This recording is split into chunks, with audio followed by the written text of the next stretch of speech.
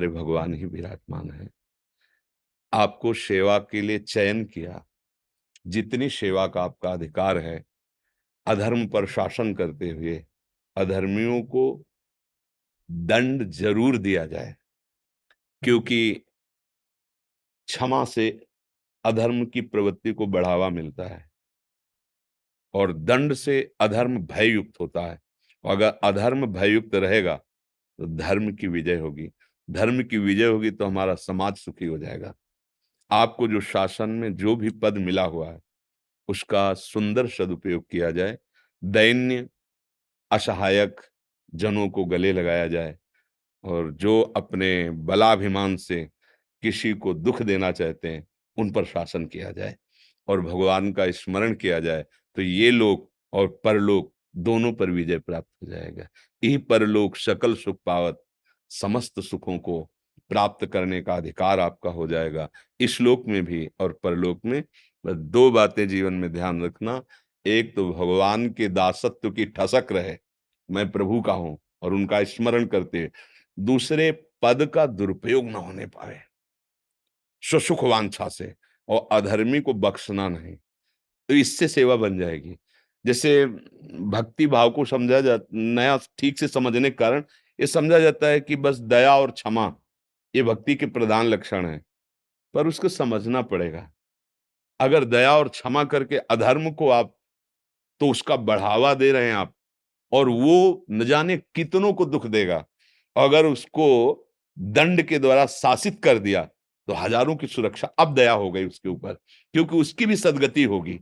जो अधर्म से युक्त है उसको दंड के द्वारा, शासन के द्वारा रोक दिया तो उसका अधर्माचरण रुका। मान लो वो मृत्यु को प्राप्त हो गया, मानो ऐसा अपराध किया मृत्यु को प्राप्त हो गया, तो अब उसका जो अधर्माचरण उसको भोगकर वो पवित्र होकर उन्नति को प्राप्त होगा। और अगर हमने उसको छोड़ दिया तो कहीं कहीं दंड ही बहुत बड़ी पूजा होती है। तो इस अधिकार में जैसे हमारे भारत के जो भी सेवा पद हैं वो समाज सुख को देने के लिए है। हम सब सेवक ही हैं, आप अधिकार के द्वारा और हम वाणी के द्वारा, सब चराचर जगत के सेवा सुख भाव को लेकर ही तो बैठे हैं। कैसी भी परिस्थिति हो, आप हमारे पास आए, आप हमारे भगवान हैं। हम आपको वाणी के द्वारा, संकल्प के द्वारा, भजन के द्वारा आपके हृदय को शांत करें, आपके हृदय में शीतलता पहुंचे और आपकी बुद्धि इतनी प्रवीण और मजबूत हो जाए, हमारी वाणी से आपके हृदय में ऐसा आवेश पैदा हो भगवती आदि शक्ति का कि आपको प्राण समर्पित करने में भी भय न लगे। हमारे तिरंगे के लिए, हमारे भारत के लिए, हमारे राष्ट्र के लिए ये हमारी सेवा है। और आपकी सेवा धर्मियों को दंड में, शासन में लेते हुए जो असहाय हैं, जिनको वास्तविक आपकी जरूरत है, आप उसी स्थिति में जाके उनकी सेवा करें। उसी स्थिति का मतलब आप अपने पद को भूलकर एक भाईचारे का व्यवहार, तो ये पद धीरे धीरे आगे बढ़ता चला जाएगा और आप हमारे प्रभु को जरूर प्रसन्न कर पाएंगे। उनका नाम, उनका आश्रय और जीवन का सुख यही। रावण ने पूछा हनुमान जी से कि अय बानर, तेरी हिम्मत कैसे पड़ गई, लंका में तूने किसके बल पर ऐसा विध्वंस मचा दिया। जानते हो हनुमान जी ने क्या उत्तर दिया था? जाके बल लवलेश ते, जीते हु चराचर झार, तास दूत में जाकर हरियाणु प्रीनार। सोन रावण दशग्रीव, जिसके बल का लवलेश मिला तो पूरे पूरे त्रिभुवन पर तूने विजय प्राप्त की, उन भगवान का मैं दास हूं जिनकी प्रिया का अपहरण करके आप लाए।